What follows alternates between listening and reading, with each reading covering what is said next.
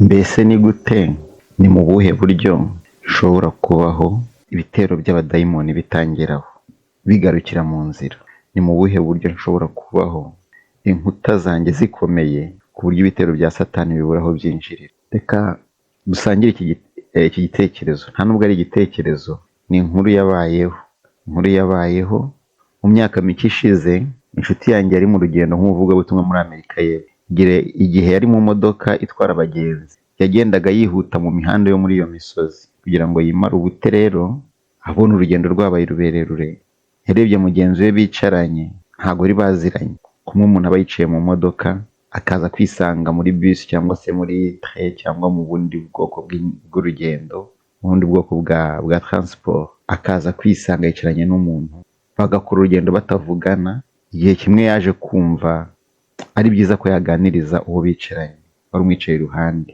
Arangira aramubwira ati, mbese mugenzi wanjye ni iki ukora ngo kigutunge mu rugendo rwa buri munsi? Uwo muntu yaramusubije ati, ndi umupfumu w'umuvuzi, mvugira imitongero ku bantu, ntera abantu kurwara, abandi nkabakiza indwara zabo. Abashaka ubukire ndabubaha, kandi abashaka ko nohereza abantu ubuvumo ubukire bwabo bwose bukayoyoka ndabikora.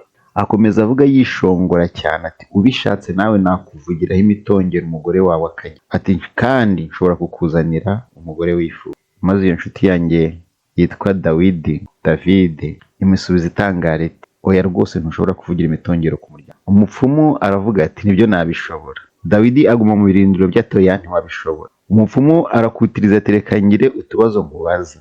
Dawidi ati, yego ngaho mbaza rwose. Umupfumu ati, hari ubwo ujya witegereza amashusho y'ubusambanyi? Dawidi ati, oya. Ati, se hari ubwo ujya ureba ubumaji cyangwa inkuru z'amashusho zifite aho zihuriye n'ubushitsi cyangwa se ibintu by'abapfumu? Dawidi ati, oya. Se hari ubwo ujya ureba inkuru z'abantu ziteye ubwoba zinyura kuri gahunda za televiziyo? Dawidi ati, nta na rimwe. Umupfumu ati, mbese hari ibinyamakuru ujya usoma bivuga iby'isi? Amuha ingero z'ibinyamakuru bizwi cyane. Aramubwira ati, nta na rimwe nigeze mbireba. Ati, mbese hari ubwo ujya wumva imiziki ya rock na roll? Avuga amazina y'imiziki imwe n'imwe nyine ya rock na roll. Dawidi aramubwira ati, oya. Ubwo Dawidi atangira kumwenyura cyane kuko yari atangiye kubona icyo kiganiro cyerekeye. Nyuma y'uko umupfumu arangiza urutonde rw'ibibazo bye, atangira kureba Dawidi amwubashye bidasanzwe. Aravuga ati, ibyo uvuga ibyo wambwiye ni ukuri. Nibyo koko sinshobora kugukoraho cyangwa ngo nkore ku muryango wawe. Nyamara igihe cyose ugira uruhare muri kimwe muri biriya bikorwa nakubwiye, mba nshobora gukoresha ububasha bwose buri mu isi kuri wowe. Twaba turi mu mashyamba yo muri Amerika y'Epfo, twaba turi mu biturage byo muri Afurika, twaba turi mu mijyi ikomeye yo mu Burayi, cyangwa se turi muri Amerika y'Amajyaruguru, cyangwa se turi muri Aziya.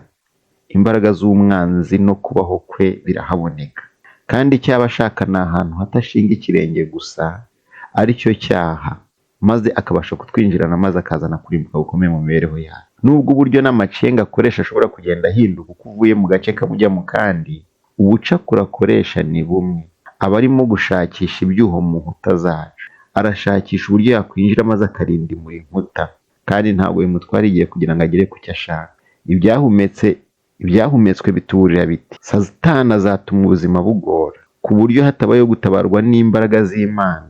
Ibyo birushya bizaca intege igihome gikingira ubuye. Niyo mpamvu tugomba kugundira imbaraga z'Imana kugira ngo zikomeze inkuta zacu kandi zibe zishikamye rwose. Twebwe ubwacu ntitwabasha guhagarara tudatsinzwe n'ibitero by'umwanzi tubaye turi twenyine.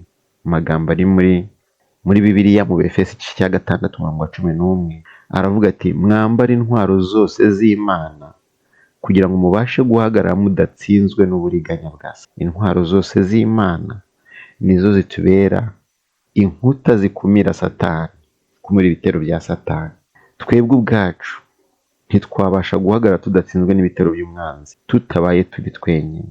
Dawidi, uriya mupfumu, yabonye ko ntaho yamwinjirira kuko Dawidi yari yarubatse inkuta zikumira aho Satani yakwinjirira kugira ngo amuteze imyuka mibi cyangwa se agire uburyo amwigarurira. Reka rero Imana idufashe, ari njye nawe, twubake inkuta mu buryo bw'umwuka, twubake inkuta mu buryo bufatika, mu buryo buzima. Twambare intwaro zose z'Imana kugira ngo tubashe guhagarara tudatsinzwe n'uburiganya bwose bwa Satani. Uwiteka aguhe umugisha, Uwiteka ampe umugisha, Uwiteka aduhire, atugirire neza.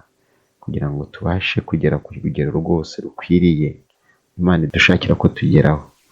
Nibyo ngusabira, nanjye nisabira mu izina rya Yesu. Amen.